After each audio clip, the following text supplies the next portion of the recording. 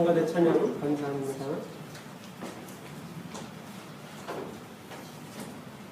어떤 영화에 나오는 이야기인데 어떤 사람이 자기가 어떤 그런 능력을 가지면 세상을 잘 살 수 있을까 그렇게 생각을 하다가 세상을 잘 살 수 있는 것 중에 하나가 남의 속마음을 읽을 수 있는 그런 능력이 있으면 좋겠다 그런 생각을 했습니다. 그래서 신이 그 사람에게 그런 마음을 주었죠. 그래서 영화 초반부에 보면 이 사람이 굉장히 승승장구합니다. 비즈니스를 할 때도 상대편이 무슨 생각을 하는지 알고 있기 때문에 굉장히 승승장구를 하고 또 라스베가스에 가서 딜러를 상대로 큰 돈을 벌고 또 각종 어떤 그런 이권 이런 것들에 개입을 하는데 아주 굉장히 큰 돈을 벌게 됩니다. 그래서 많은 돈을 벌고 아주 그 돈을 흥청망청 아주 열심히 잘 쓰면서 신이 나한테 이렇게 준 능력으로 내가 이렇게 잘 살고 있다라는 것이 이제 영화 중반부의 내용이죠. 그리고 이제 후반부로 가면 이 사람이 점점 미쳐버리기 시작합니다. 왜냐하면 길거리를 지나가는데도 사람들이 하는 이야기가 다 들리는 거예요. 자기가 자기가 설립한 회사에 가면 직원들이 자기한테 하는 이야기가 다 들리는 겁니다. 길거리를 걸어가도 사람들이 저 사람은 옷이 왜 저래? 저 사람은 머리가 이상해. 저 사람은 손이 이상한 것 같아. 이런 수군대는 소리가 그대로 다 들리니까 이 사람이 점점 정신이 이상해져서 나중에는 막 자기의 삶이 너무너무나 불행한 그러한 삶이 돼서 이 사람들의 생각이 내 귀에 들리지 않았으면 좋겠다라고 막 이렇게 고민하는 그런 코미디 영화가 생각이 납니다. 오늘 여러분들의 삶을 지탱할 수 있는 어떤 능력이 여러분에게 있으면 좋겠습니까? 여러분에게 신이 어떤 특별한 그런 능력을 선물로 준다면 그 사람처럼 남의 마음을 읽을 수 있는 그런 능력이 있으면 좋겠습니까? 아니면 또 다른 어떤 특별한 능력이 있었으면 좋겠습니까? 우리가 그런 생각을 할 수 있죠. 오늘 성경에 나오는 바울은 자기가 자기의 삶을 돌이켜보면서 우리가 우리의 삶을 돌이켜보면서 생각할 수 있죠. 내가 공부를 좀 더 잘했으면 내가 조금 더 다른 방향으로 살 수 있었을 텐데 내가 기술을 좀 더 익혔으면 지금 삶이 좀 달라졌을 텐데 내가 사람들을 좀 더 사랑했으면 지금 삶이 달라졌을 텐데 이런 생각들을 하죠. 내가 내 과거를 돌이켜보니까 나한테 어떤 내용들이 필요하다라고 생각합니다. 바울이 자기 자신의 삶에 지나온 발걸음을 돌이켜보면서 바울이 생각한 것이 무엇이었냐면 내가 지금까지 살아온 것이 하나님의 은총이었다라는 그런 고백이었습니다. 삶을 되돌아보니까 내가 이것이 더 필요했는데 이렇게 살았으면 좋았을 텐데 이런 것들이 내가 젊었을 때 가지고 있었으면 좋았을 텐데 이런 것이 아니라 삶을 돌이켜보니까 요즘 말로 말하면 내가 어떻게 살았는지 정말 이거는 기적이 아닐 수 없다. 그런 표현이 될 수 있겠죠. 내가 나된 것은 하나님의 은총이었다. 라고 바울은 그렇게 고백한 것입니다. 우리가 우리의 삶에서 이런 고백을 할 수 있다면 우리가 내 삶을 되돌아보면서 내가 10대 때는 무엇이 필요했는데 20대 때는 무엇이 필요했는데 바로 어제는 무엇이 필요했는데 그게 이렇게만 됐으면 내가 잘 됐을 텐데 이런 것이 아니라 그동안 내가 살아온 것을 하나님의 은혜이다 라고 생각하는 그러한 감사의 고백이 있다면 우리가 얼마나 아름다운 인생을 산 것이 되겠습니까? 은혜라는 것은 나에게 주어진 모든 것이 은혜입니다. 하나님께서 나에게 많은 것을 주셨습니다. 이 우주 만물 자연을 통해서도 사회를 통해서도 나의 어떤 특별한 능력과 노력 이런 것들 주어지기 이전에 많은 것을 은혜로 주셨습니다. 우리가 나의 능력이 특출하다고 생각하는 자랑스러운 그런 사람일지라 할지라도 바울도 자기 자신이 굉장히 그 자랑스러운 그러한 존재였습니다. 너무나 자기 자신이 자랑스러웠습니다. 자기 자신이 특별한 그러한 존재였습니다. 바울은 사회적인 교육도 최고의 교육을 받은 사람이고 또 교육이 끝나고 사회생활도 최고의 엘리트로 그렇게 살아간 그러한 사람입니다. 그래서 자기의 그 능력이 너무나 자랑스러웠어요. 이 자기의 능력이 있었기 때문에 오늘의 내 모습이 있다고 생각하면서 그렇게 살아갔던 것입니다. 그런데 그런 능력이 있는 사람도 타고난 재능을 하나님이 주신 것이고 또 건강을 허락해 주셨고 가족과 환경을 허락해 주신 것입니다. 사람이 부단한 노력을 하고 열심을 다해서 어떤 것을 이루어갈 수 있지만 그러나 그 이전에 선행적으로 주어진 그러한 은혜들이 모든 사람에게 우리에게는 있다는 것입니다. 어렸을 적에 나를 키워준 부모님이 계시고 나의 친구들이 있고 나를 가르쳐준 선생님들이 있고 내 직장 동료들이 있고 내가 속한 사회가 있고 지도자가 있고 나라가 있고 하나님의 창조 세계가 있고 이 모든 것들이 나를 지켜주고 형성해주고 지탱해주고 있는 것입니다. 우리가 잘 알지 못하지만 우리가 이런 공기 중에 있는 어떤 원소 하나라도 없어지면 단 몇 초간만이라도 그것이 사라진다면 우리는 살 수 없는 그러한 것들도 있습니다. 이러한 모든 것들이 나를 형성해주고 나를 지탱해주고 있는 것이지 내가 나의 힘으로 살아가는 것이 아닙니다. 바울이 그래서 고백을 하는 것이죠. 바울이 위대한 그러한 전도의 사역을 했지 않습니까? 오늘날의 기독교는 바울이 세운 것입니다.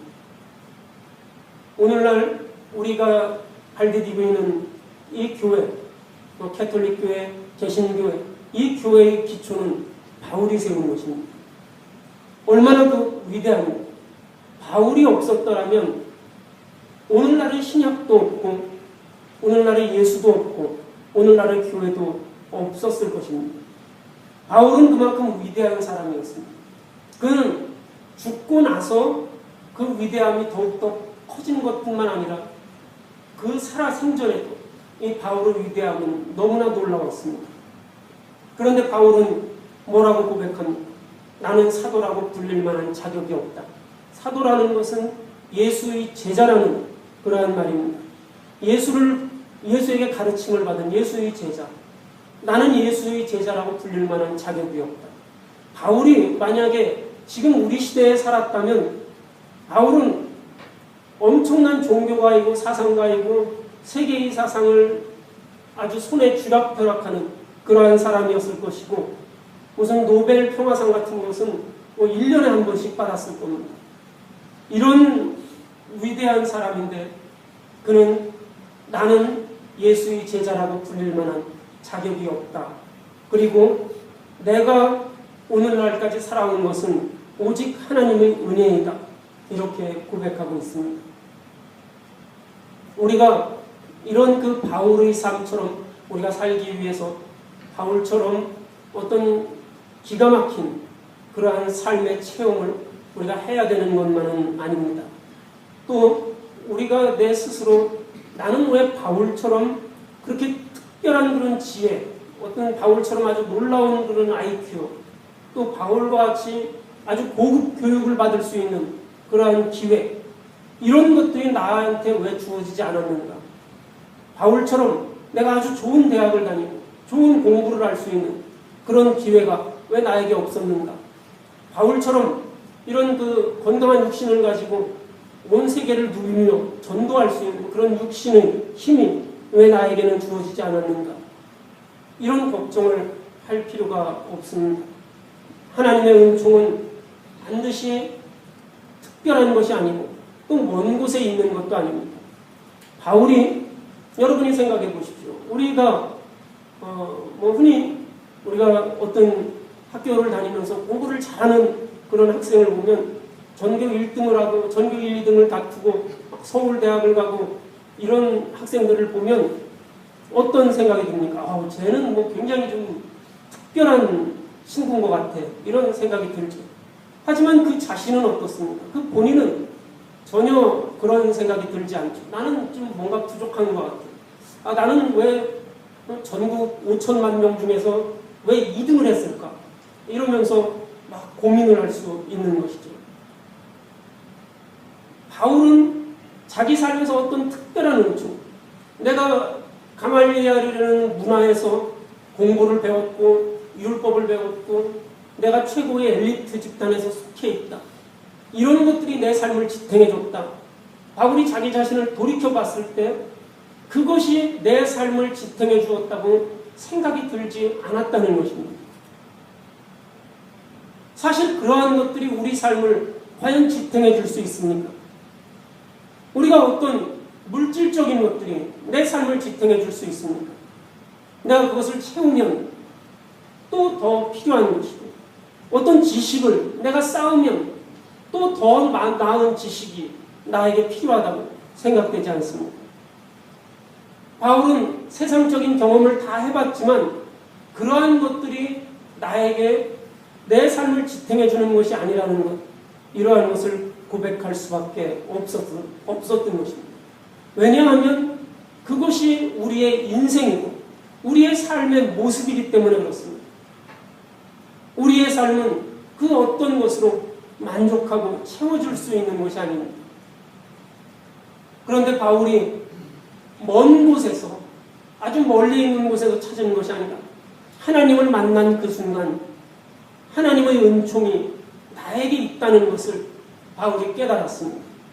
많은 공부를 했고 많은 공을 세웠고 나라에서 인정받는 사람이 되었고 고위 공직자가 되었고 이랬지만 그가 하나님을 만났을 때 하나님이 내 삶을 채워준다는 것을 깨달았습니다. 그는 자기 삶을 채우기 위해서 최선을 다해서 달려가는 거예요. 최선을 다해서 달려갔습니다. 최선을 다해서 공부했고 최선을 다해서 일했습니다. 최선을 다해서 율법을 연구했고 맡은 바 사명에 충실했습니다. 그렇게 최선을 다했는데 자기 삶이 채워졌습니까? 아직도 멀었기 때문에 이것을 더 채우기 위해서 그는 더 열심히 일했습니다. 더 열심히 노력했습니다. 채우고 또 채웠지만 아직도 빈자리가 너무나 많았기 때문에 그는 최선을 다해서 매일매일 열심을 내었던 것입니다. 그런데도 자기의 뒤를 돌아보면 너무나 빈자리가 많았던 것입니다. 그런데 그가 하나님을 만났을 때 하나님께서 내 인생을 주관하시고 하나님께서 나를 이끄신다는 것을 경험할 수 있게 된 것입니다.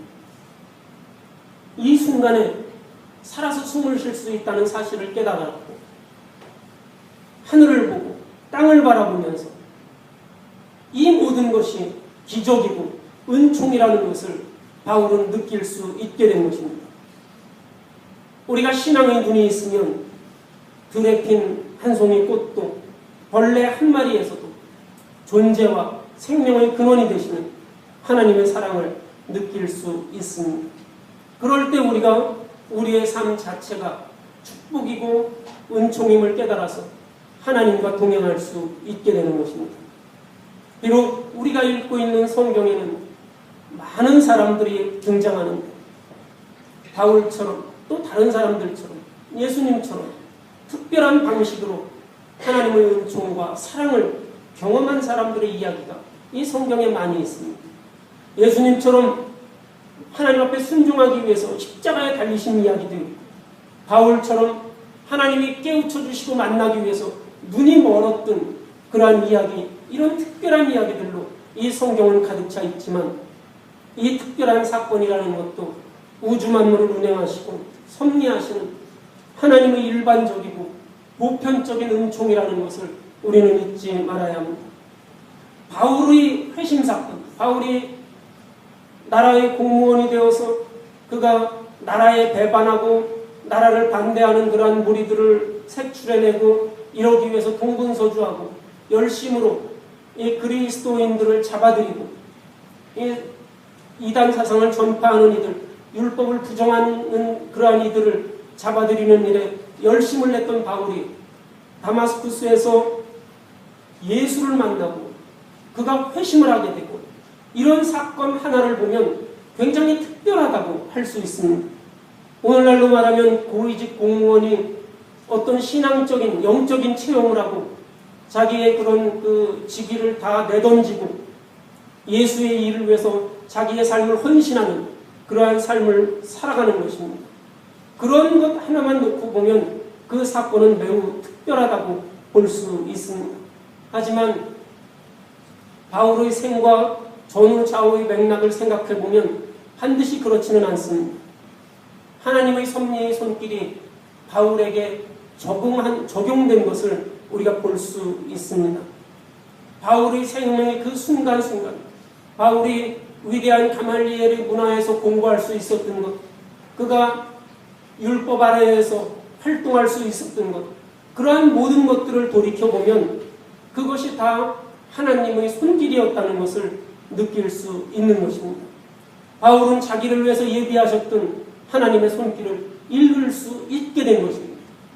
하나님을 만나기 전에는 그것을 읽지 못했는데, 내가 지금 하고 있는 일에 대해서 이것을 깨닫지 못했는데, 알지 못했는데, 나에게 주어진 것이 오직 나만을 위해서 사용하는 것인 줄을 그렇게 생각하고 있었는데, 그리고 내가 출세하고 내가 많은 힘을 얻고 이런 것으로만 생각을 하면서 더 열심을 내서 더 많은 그리스도인들을 잡아들이고 국가에 반대하는 이들을 잡아들이고 이러한 일에 최선을 다했는데, 그래서 내 자신을 채우려고 그렇게 노력했는데, 바울이 하나님을 만나고 보니까 내가 공부했던 것, 내가 이렇게 율법에 대해서 연구했던 것, 이렇게 활동했던 것, 그리스도인들을 잡으러 온 로마 제국 방방곡곡을 돌아다녔던 그 모든 것들이 하나님께서 바울을 사용하기 위한 준비하는 그러한 시간이었다는 것을 바울은 그것을 깨닫고 그의 삶에서 느낄 수 있게 된 것입니다. 바울의 성정은 하루아침에 만들어진 것이 아닙니다. 바울이 로마 제국의 방방곡곡을 돌면서 3번에 걸쳐서 전도하고 선교를 위해서 험한 여정을 감당할 수 있었던 것, 바울이 예수를 만나기 전에 그리스도인들을 잡으려고 나라의 곳곳을 다니면서 그렇게 살지 않았습니다. 그런 그 모습들이 뒤바뀐 것일 뿐이죠. 나를 위해서 살던 것이 하나님을 위해서 살던 것입니다. 바울은 위대한 학자였지만 가만히 앉아있는 그러한 사람이 아니었습니다. 그런데 그것이 하나님께서 준비한 그러한 것이라는 것을 이 바울은 하나님을 만나고 난 후에 깨닫게 된 것입니다. 우리가 하나님의 섭리에 순종하는 그리스도인을 이 바울의 경우에서 볼 수 있습니다. 나에게 무슨 일이 일어나든지 어떤 처지와 환경에 처하든지 우리가 하나님이 나에게 인도하시는 섭리라는 것을 우리가 깨닫고 그것을 볼 수 있는 그러한 믿음의 눈이 우리에게 열려지기를 기도해야 합니다. 그래서 바울은 빌립보서 4장 11절에 나는 어떠한 처지에서든지 스스로 만족하는 길을 배웠습니다. 이렇게 말합니다. 어떤 경우에도 적용할 수 있는 그러한 비결을 자기는 배웠노라고 그렇게 고백합니다. 그것이 무엇입니까? 어떤 경우에도 자기가 헐벗고 굶주릴 때에도 어떤 경우에도 적응할 수 있는 비결, 하나님의 그 손길을 경험한 사람들이 할 수 있는 그러한 고백입니다. 배가 고프거나 굶주리거나 풍부하거나 궁핍하거나 그 어느 때라든지 내가 이것에 적응할 수 있는 것, 이것이 하나님의 섭리라는 고백이 있기 때문에 그렇습니다. 나를 채우려면 이러한 고백들이 사라지기 때문에 우리가 이런 고백을 할 수 없는 것이죠. 그래서 바울은 기도하기를 어떤 조건에도 나의 뜻대로 마시고 아버지의 뜻대로 하옵소서라는 예수의 기도를 이 바울도 따라했습니다. 하나님의 뜻에 자신을 맡기는 신앙인이라면 그런 사람에게는 실패라는 것이 있을 수 없는 것이고 비극이라는 것도 있을 수 없는 것입니다. 우리 현대인들이 왜 삶 자체를 축복으로 여기지 못합니까? 우리가 지금 여기 앉아 계신 여러분들 중에 제일 가난한 사람이 있다고 해도 얼마나 우리에게 주어진 것이 풍족하고 얼마나 여유롭습니까? 이 중에 제일 가난한 사람이 있다고 해도 그 사람이 배고파서 굶거나 굶주리거나 옷이 없어서 헐벗거나 그런 일이 있을 수가 없습니다. 이 세계에서 우리에게 주어진 것이 얼마나 풍족합니까? 얼마나 많은 것을 가졌습니다.